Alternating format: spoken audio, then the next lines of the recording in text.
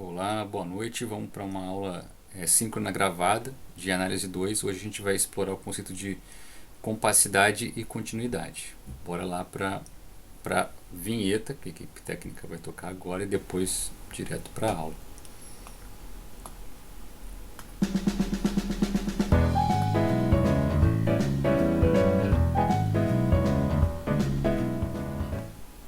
É isso aí.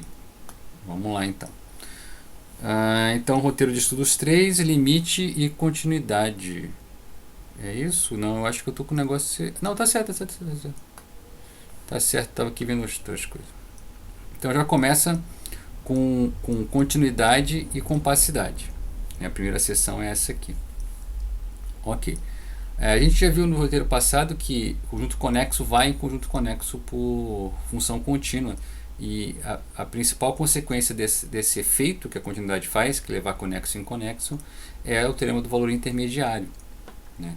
Então vamos ver que a continuidade ela leva compacto em compacto. Tá? Lembrando que compacto, né, compacto, a definição de compacto é o seguinte: o conjunto K é compacto, né, se toda vez que eu conseguir, se toda vez que eu mergulhar ele numa cobertura aberta, indexada, então eu coloco ele dentro de uma união de abertos, né? Toda vez que eu coloco ele dentro de uma união de abertos, ele é compacto se só se existir uma quantidade finita desses abertos que cobrem ele. Então toda cobertura aberta admite uma subcobertura finita, né? Então toda vez que eu cobrir ele por abertos, né, a minha quantidade de abertos pode ser reduzida a uma quantidade finita.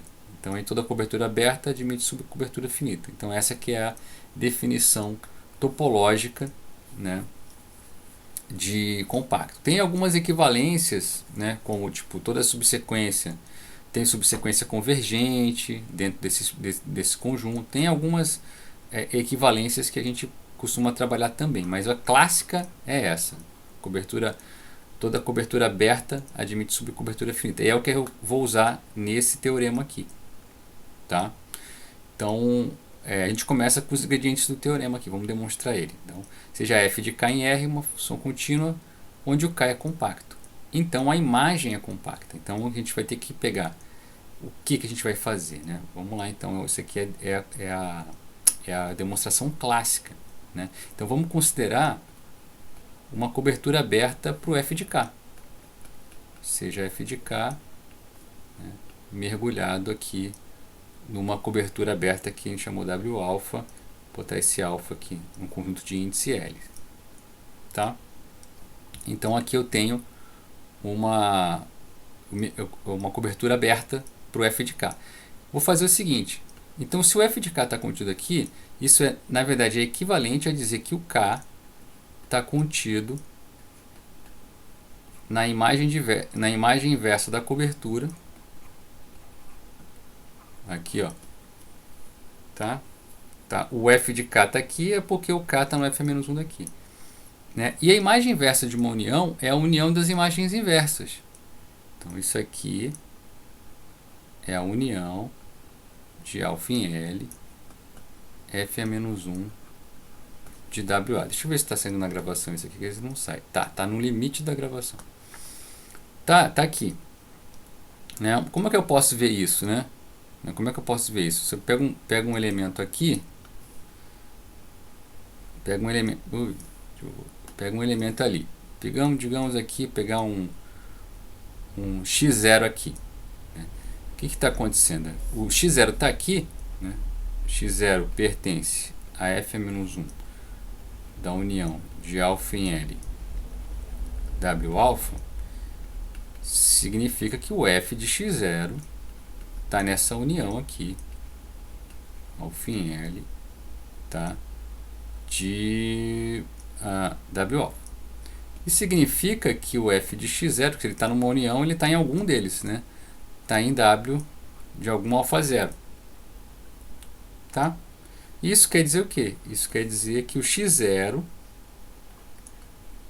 está na imagem inversa desse W de alfa 0. E isso quer dizer que o x0 está na união de alfa em L de f a menos 1 de W alfa. O que eu mostrei aqui, gente, né, é tudo C e somente C. O que eu mostrei aqui é que é essa igualdade aqui, né, que a imagem inversa da reunião é a reunião das imagens inversas. Tudo isso para quê? Vamos lá então. Então, aqui. O que aconteceu aqui? Então, o K ele está contido na união de alfa em L f a menos 1 de W alfa. E até agora eu não usei a continuidade. Até agora eu só usei que f é função. Agora, pela continuidade da f, todos esses camaradas aqui são abertos. Porque a f é contínua. Então, a imagem inversa de aberto é aberto. É a definição equivalente dela. Ou seja, esse K aqui, né, está numa cobertura aberta. Mas, por hipótese também, o K é compacto. Então, isso implica, né, como K é compacto, né, que existem alfa 1, alfa n, tais que o K está contido na união I igual a 1 até n de f a menos 1 de W alfa I. Tá? Então ele admite uma subcobertura finita. Agora, escrever isso aqui é equivalente a escrever que o f de K está contido na união de I igual a 1 até n de W alfa I. Ou seja, essa cobertura finita, subcobertura finita, aqui, ela se transporta naturalmente para f de K. Né? Então, aquela cobertura original, né, admite subcobertura finita.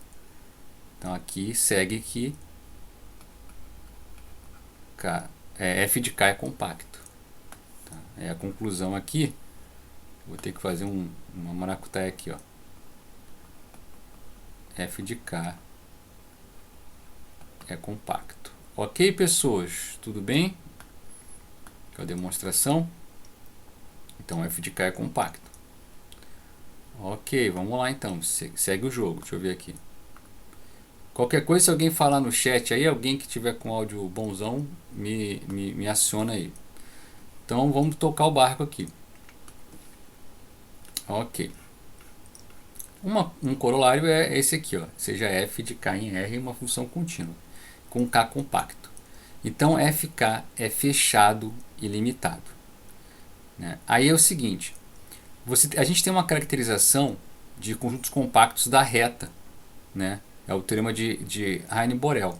Né? Todo compacto é esse, né? Ele é fechado e limitado. Né? Se não me engano, são pelo menos umas 3 coisas. Se eu não me engano,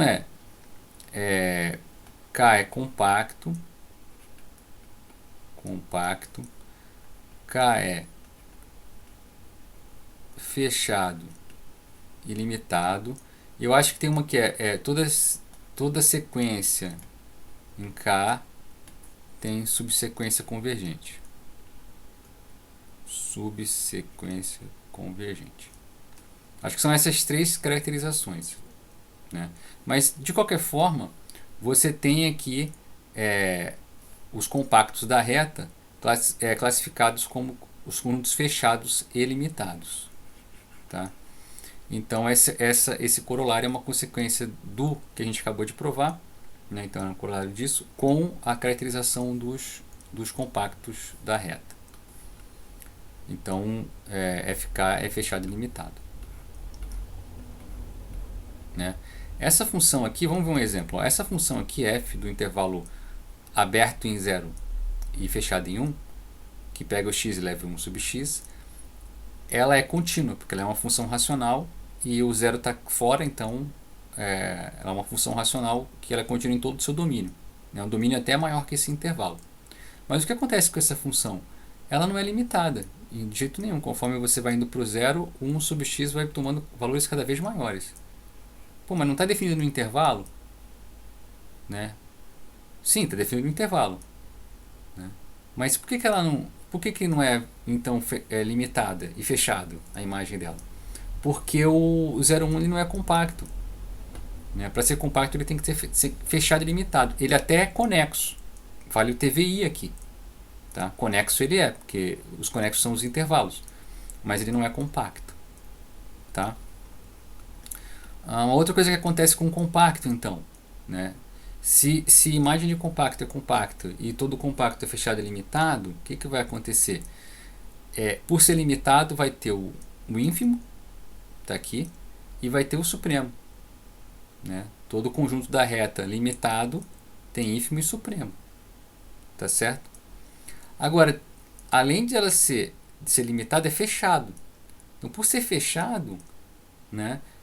E o ínfimo ser ponto aderente e o supremo também, então é fechado, que significa que tanto o ínfimo quanto o supremo também estão no conjunto, no F de K. Tá?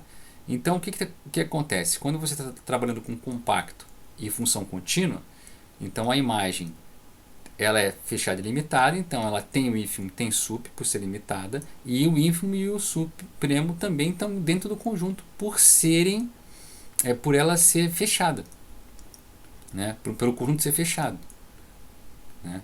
E isso quer dizer então que o supremo e o ínfimo, né, são atingidos por uma função contínua. Então esse é o grande poder dos compactos, é permitir que você permitir otimizar uma função contínua, né? Porque num compacto você sabe que ela tem um maior valor, que é o supremo, e é atingido, e tem um menor valor, que é o ínfimo, que é atingido também. Esse é o teor do teorema de Weierstrass aqui, tá?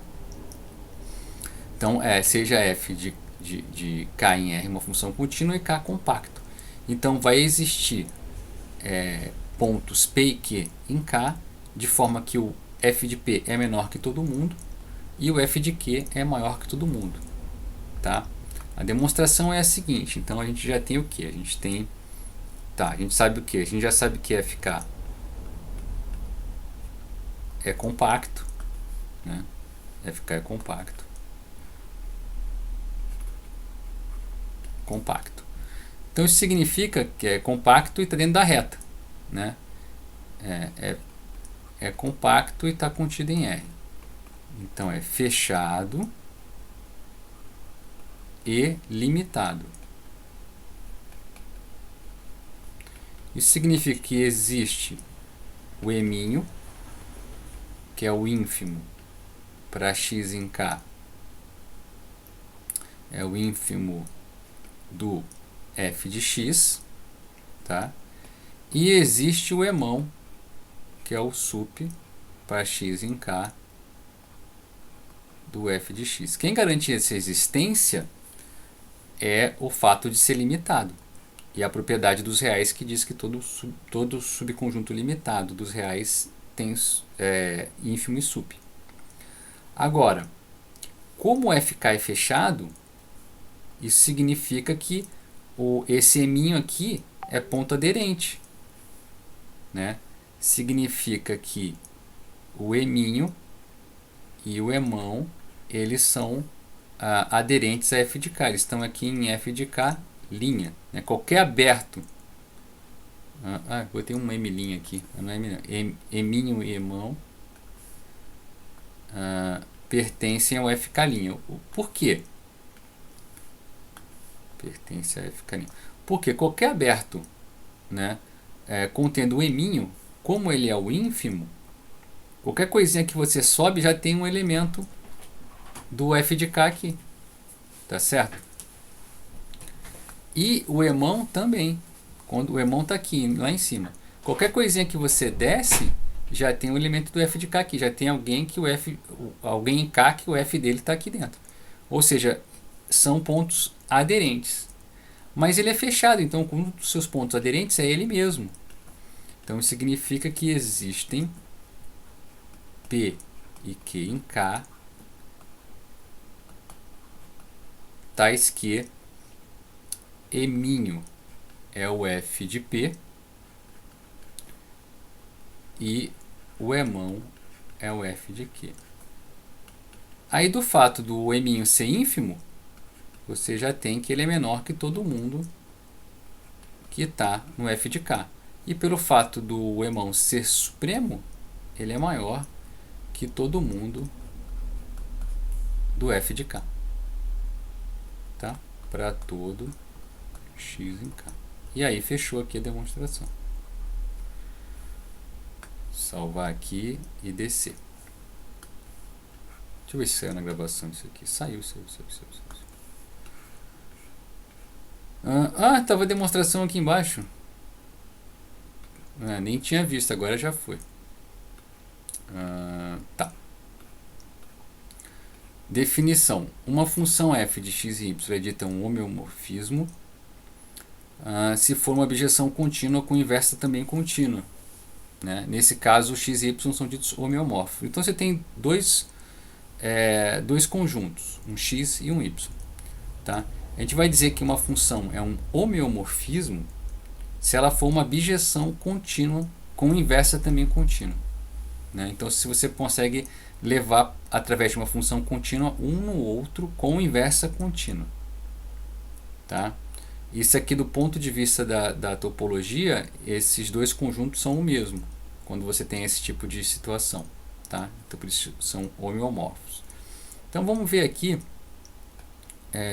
esse teorema aqui, que é o seguinte: seja K compacto. Então, toda bijeção contínua é um homeomorfismo. Olha que legal esse teorema, né? Porque assim, um homeomorfismo a rigor, né, você tem que verificar duas coisas. Primeiro, que a f é contínua e que a f é menos 1 é contínua. Eu preciso verificar. Né? Isso aqui não vem de graça. A continuidade da inversa não vem de graça. Existem funções contínuas com inversa, mas a inversa não é contínua. Tá? Aqui o que acontece? Quando o seu K é compacto, você está livre de verificar essa situação da inversa contínua. Vai ser contínua. Então vamos provar esse teorema aqui. Ó. Então tá. Já foi dado o quê? Que f é bijeção, então tem inversa, e que ela é contínua. O que falta mostrar para ser um homeomorfismo é que a inversa é contínua. Né? Então vamos acompanhar a demonstração aqui que está aqui no texto. Para provar que f é menos 1 contínua, vamos pegar um fk em aberto e pegar a f é menos 1 do f é menos 1. Quer dizer, a imagem inversa da função inversa. Então vou pegar um v contido em k aberto. Tá? E a gente deve mostrar aqui a imagem inversa da inversa, que na verdade é a imagem direta, né? É um aberto em y. Então, beleza. Então, pegamos aqui, a gente quer mostrar que FV é aberto. Né? Como o V ele é aberto, então o complementar dele é fechado em K. Tá? E como K é compacto, tá? E o complementar está contido em K, é fechado, o que está acontecendo aqui? Né? O K é compacto e o complementar do V é fechado em K. Isso significa, então, que o complementar de V é um fechado dentro de um compacto. Então, quando você tem lá da análise 1, quando você tem um fechado contido num compacto K, você tem que o F é compacto. Tá? Então, todo fechado dentro de um compacto é compacto. Isso aí é de análise 1.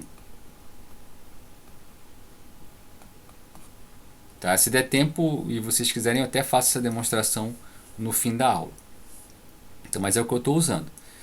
Então, como K é compacto e VK e complementar é fechado, então o VC é compacto. Né? VC é compacto e F é contínuo.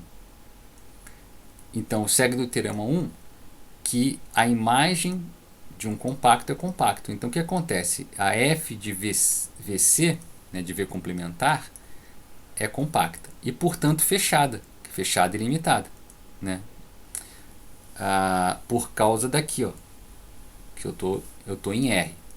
Tá? Tô de R em R. Então, é compacto, então é fechado e limitado e fechado. Tá? Mas, como F é bijeção, você tem o quê? Você tem que a imagem direta do V complementar é a mesma coisa que o F de V complementar. Né? Ou seja, F de V complementar é fechado. Mas se f de v complementar é fechado, é porque f de v é aberta. Então está aqui a demonstração que a imagem direta é um aberto. Tá? Sendo assim, f a menos 1 é contínuo, caracterizando o homeomorfismo. Ok. E aí a gente chega para a segunda seção da aula de hoje, que é a continuidade uniforme. Eu já falei um pouco no começo, quando eu estava tirando uma dúvida, mas é o seguinte. A continuidade, a rigor, ela lida com isso aqui. Ó. Limite de f de x, quando x vai para a, é f de a. Então, f é contínuo em a. Isso aqui, isso aqui é um limite, então tem uma caracterização por epsilon e delta, e a continuidade, por sua vez, tem essa caracterização por epsilon e delta. Mas essa caracterização, ela tem um negócio escondido, que é o seguinte, quer dizer, dado um epsilon maior que zero, existe um delta com algumas características que vão permitir isso aqui acontecer. Esse delta, a rigor, é um delta que depende desse epsilon, né? Quanto menor o epsilon, talvez em grandes situações menor tem que ser o delta, e ele depende também, porque a continuidade é uma propriedade local. Então esse delta pode depender do comportamento da função nas proximidades do A. Tá? Então ele depende do epsilon e depende do A. E quando eu falo continuidade uniforme, quer dizer que o conceito de continuidade ele independe desse A. Ele vale para todos. Então a rigor, continuidade uniforme é quando esse delta depende apenas do epsilon. Esse é um delta de epsilon. Ou seja, para qualquer ponto que você considera, tá, você vai valer o mesmo delta que você achou anteriormente. Tá? Então tá aqui, é o que está dizendo aqui esse texto, né? É contínuo, uma vez fixado, ele está explicando tudo isso. Então é uma propriedade que ele chamou de assimétrica, né? Depende do epsilon mais do ponto P em questão. Quando você está trabalhando com uma continuidade que não depende do ponto em questão, quando você tem essa simetria a qualquer lugar, para qualquer ponto da função, o delta que você achou vale para qualquer ponto, aí chama continuidade uniforme. Tá? Uma continuidade que você não depende, ela não é tão local assim. Ela é local, mas ela assim, é um local que serve para todos os locais. Né? E então essa noção de continuidade uniforme é uma noção global de continuidade. Tá? Então vamos ver a definição precisa do que a gente está falando aqui. A definição 2, uma função f de x em r ela é uniformemente contínua se a cada epsilon maior que zero dado corresponde um delta tal que f de x menos f de y é menor que epsilon para quaisquer x e y tais que x menos y é menor que delta. Tá? Então, assim, se eu fixar, né, se eu fixo o y igual a p, essa aqui é a definição clássica de continuidade em p. Tá? Mas eu não estou mais fixado no p. Eu deixei livre o x e o y. Então, o que acontece? Você tem imagens próximas, arbitrariamente próximas, sempre que os pontos estiverem próximos. É isso que a continuidade uniforme estabelece. Então, em símbolos, a gente tem isso aqui. Ó. Para todo epsilon maior que zero, existe um delta, tal que xy em x, xy menor que delta, implica f de x menos f de y em módulo menor que epsilon. Tá? E daqui já dá para ver que uniformemente contínua implica em contínuo. Quando eu fixo, basta que eu fixe o y igual a um ponto P na definição. Tá? Então já está aí. E aqui é obviamente toda função uniformemente contínua é contínua. Tá? Então vamos ver uma família de funções contínuas muito importantes, que essa definição 3 traz para a gente. A gente vai dizer que uma função de x em r é Lipschitziana, né, ou satisfaz a condição de Lipschitz, se existe uma constante maior que zero, tal que para todo x e y, a gente vai ter que o módulo de f de x menos f de y é menor ou igual que essa constante vezes x menos y. Ou seja, a distância das imagens, tá, é menor ou igual, né, que um múltiplo constante da distância original.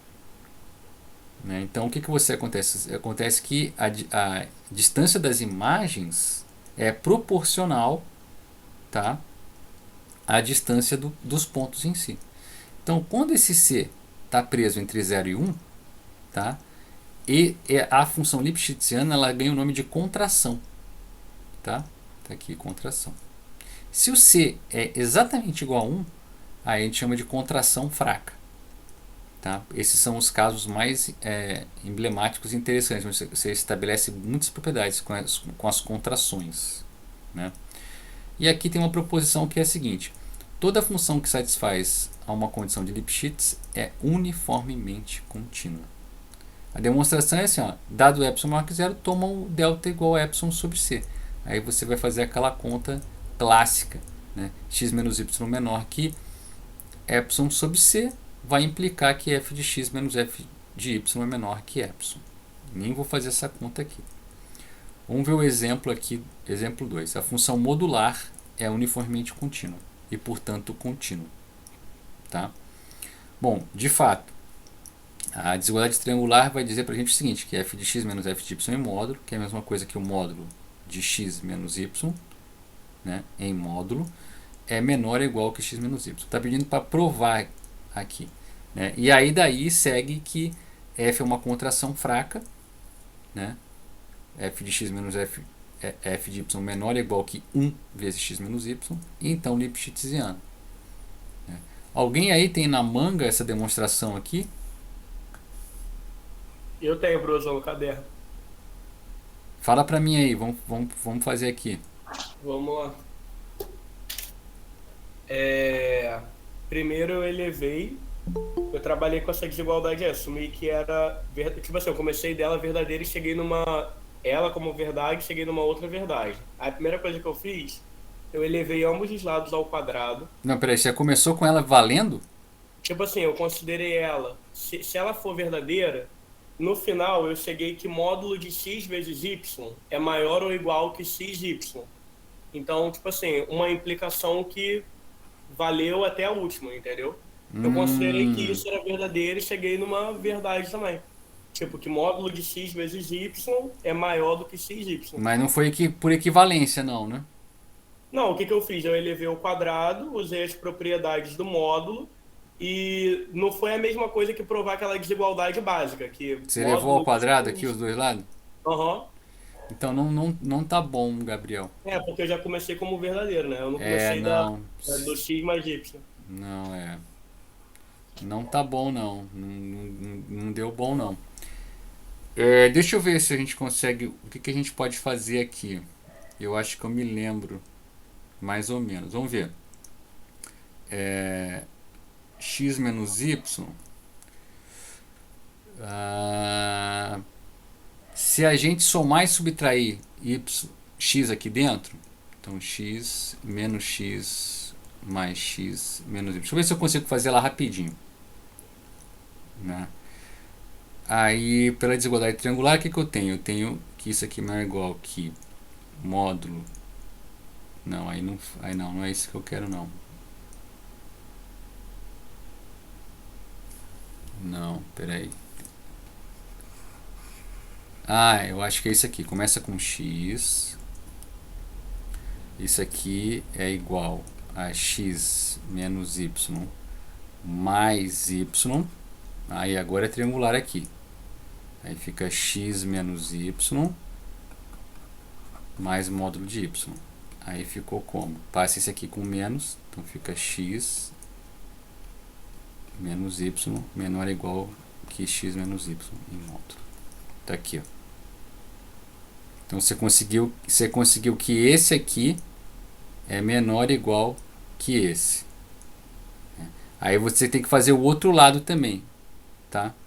Mas o outro lado você faz com essa mesma ideia usando y. E aí multiplica por menos 1. E aí vai dar certo. Tá? Então a demonstração é essa. Tá bom, gente? Ó, pega x. X é igual a x menos y mais y. Usa triangular. Passa isso aqui subtraindo.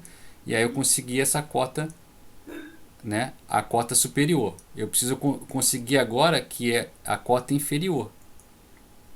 Tá? Isso é o que eu preciso conseguir, que é menos módulo de x. Perdão. Menos módulo de x menos y é menor ou igual que x menos y. Eu preciso conseguir esse lado aqui, ó, tá vendo? Consegui o lado superior, falta o inferior. Tá? Mas isso você consegue usando a mesma coisa que você tem aqui para cá. Então fica aí a dica. O senhor está falando ali, quando o senhor usa aquela desigualdade ali do meio, você está falando que aquela primeira, né? Tipo, módulo de x mais módulo de y é maior ou igual que módulo de x mais y, né? Que você usa no meio do caminho, porque é igual ali. Aí você Aqui é usa essa igual. Aí eu usei desigualdade da triangular forma. para essa Ah, parcela uhum. e para essa parcela. Aí você usa a primeira triangular, né? Porque essa daí já é outra, a anterior, né? Não, aqui é. Porque essa daí é outra, né? A gente está usando da diferença. O senhor está usando da soma. É isso que eu estou perguntando. Ah, sim, eu usei da soma. Da Isso, soma isso. eu já conheço, né? Sim, X beleza. Não, mais é y. maior, menor ou igual. É isso que eu tô falando. É, beleza. É esse aqui. Beleza. Eu usei para x menos y com y. Uhum. E aí, como eu tenho essa desigualdade, eu passei subtraindo aqui. E aí eu Show. obtive essa aqui. Né? Uhum. Aí o que, que eu tenho? Eu tenho um lado que aqui eu tenho duas desigualdades, né? É. É que eu tenho que isso aqui é menor que isso e isso aqui é maior ou igual que menos isso. Então tá faltando essa parte aqui, ó. Tá? Isso aqui você vai conseguir essa parte usando a mesma ideia pro y aqui. Tá? E vai ficar soma e subtrai x, né? E aí você vai passar o x para lá e vai trocar o e aí multiplica por menos um. Ou dá para multiplicar por menos um aqui, a gente já tem isso. Será? Deixa eu ver se multiplica. Ah, não, aí você vai ficar com menos. Vai ter que ser assim mesmo. Se eu multiplicar.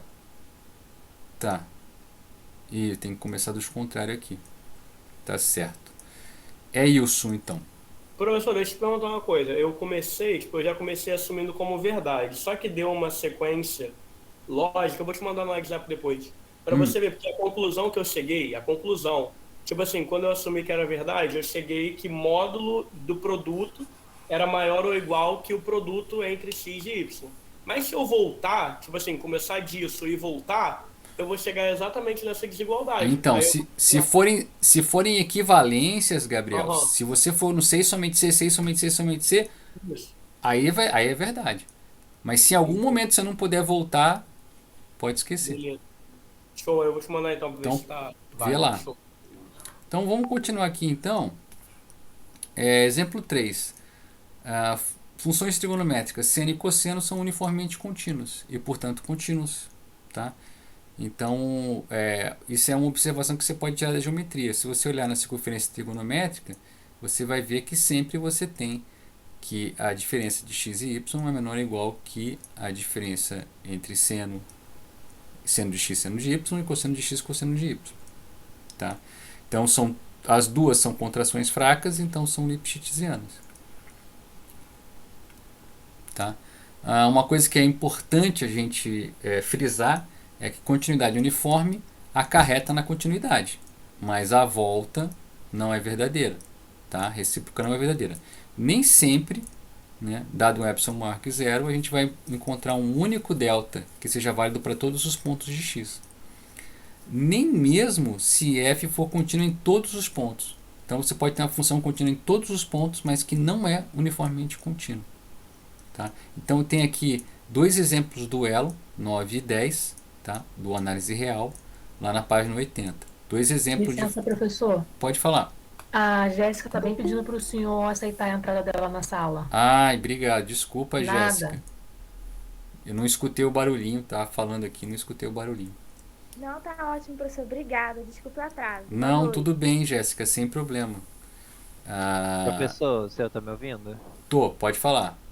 Depois eu vou mandar um vídeo pro senhor que tem uma extensão de navegador que aceita as pessoas automaticamente na reunião. Então, depois eu posso mandar Ah, pro show, senhor. show, show. Obrigado, Patrick, obrigado. Ah, ok. Tudo bem. Vamos voltando aqui. Então tá, tem dois exemplos para vocês verem lá no elo. de funções contínuas que não são uniformemente contínuas, tá? Só que o que acontece? Se você tiver um pouco de qualidade no conjunto domínio da tua função, esse um pouco de qualidade não é pouco, é muito, esses dois conceitos eles são equivalentes. Né? Olha o teorema 4 aqui, ó, seja f de k em R uma função contínua e k compacto. Então, se o k for compacto, né, toda função contínua num compacto é uniformemente contínua. Então tá aqui, ó. Se o k for compacto, a continuidade é uniforme. Ela não é só contínua, como ela é uniforme. Bora para a demonstração aqui. Então vamos pegar um epsilon maior que zero. Né? Então eu tenho que arrumar um delta geral aí. Né? Um delta que vale para qualquer lugar. Então, como f é contínua, para cada ponto P em K, a gente vai ter um delta P, um delta que depende desse P, tal que f de x menos f de P é menor que epsilon sobre 2, sempre que o x, né, for distar menor que esse delta P do P. Tá? Então a gente tem aqui, sempre que x estiver em x, ele for suficientemente próximo, né, menor que delta P do x. Vamos definir VP como sendo as vizinhanças, né, de P de raio delta P sobre 2. Né? Então o que acontece? Deixa eu ver se é. Porque às vezes toca o barulhinho, é o barulhinho do. Deixa eu coisar aqui. Opa. É o barulhinho do. Deixa eu ver se eu acho que eu fiz uma traquinagem aqui, mas já passou. É o barulhinho do WhatsApp, e ele me confunde com o barulhinho aqui do Meet. Mas tá certo, já mandei o WhatsApp embora já. Ok. Tá. Então ó, para cada P tem um delta P. Tá? Então, para cada P em K, eu vou pegar aqui uma vizinhança de raio delta P sobre 2 de P. Então, o que está acontecendo? Eu estou cobrindo o K com essas vizinhanças. Para cada ponto de K, eu ponho uma vizinhança VP, né? VP, que é a vizinhança de raio delta P sobre 2 de P. Bom, K é compacto. Então, essa cobertura aberta, essas vizinhanças abertas, vai admitir uma subcobertura finita. Então, tá aqui, ó. Vai ter uma quantidade finita dessas vizinhanças VP. VP1, VP2, VPN. Né? Vamos pegar, então, o delta, tá, como sendo o menor desses N deltas que aparecem. Esse delta é maior que zero, porque cada um desses deltinhas é maior que zero. Né? Agora, vamos mostrar que esse delta é o delta da continuidade uniforme. Né? Então, vamos considerar que x menos y é menor que delta. Né? Como o x está em K, então o x tem que estar em algum VPI, para algum i de 1 até n. Então, logo, x menos pi é menor que delta pi sobre 2, que é menor que delta pi. A gente tem também, aqui, ó, que y menos pi é menor ou igual que y menos x mais x menos pi. Você triangula com um x aqui. Então, é menor ou igual que o quê? Menor ou igual que delta, né, porque x menos y é menor que delta, mais delta pi sobre 2, porque x menos pi é menor que delta pi sobre 2. Agora, esse delta ele é menor que delta pi sobre 2, porque ele é o mínimo de todos os deltinha pi sobre 2. Não? Então, ele é menor que delta pi sobre 2, menor que delta pi sobre 2, que é igual a delta pi. Tá? Então, y menos pi também é menor que delta pi. Então, de 1, 2 e 3, né, a gente tem que f de x menos f de y é menor ou igual que f de x menos fpi mais fpi menos fy. Cada um desses é menor que epsilon sobre 2, então é menor que epsilon. E aí a gente completa a demonstração de que toda função contínua é uniformemente contínua. Tá? A gente começa aí com o delta dependendo do ponto P, mas a compacidade permite que a gente se livre dessa dependência de P e fica um delta geralzão. Tá? E aí a gente encerra, né, o roteiro bem aqui nesse resultado. Deixa eu dar uma salvada. Tá? Deixa eu voltar para o programa que grava aqui, em primeira pessoa. Vou me despedir, aí eu vou tirar alguma dúvida ou outra que porventura o pessoal tenha ainda, e de repente a gente põe em anexo, eu acho, no vídeo. Não, fica o vídeo da aula, depois solta um vídeo de dúvidas à parte, se a gente achar necessário, tá? Obrigado aí pela audiência aí, pessoal do YouTube, e até a próxima. Vou tocar a vinheta e voltar ali pro programa de reuniões.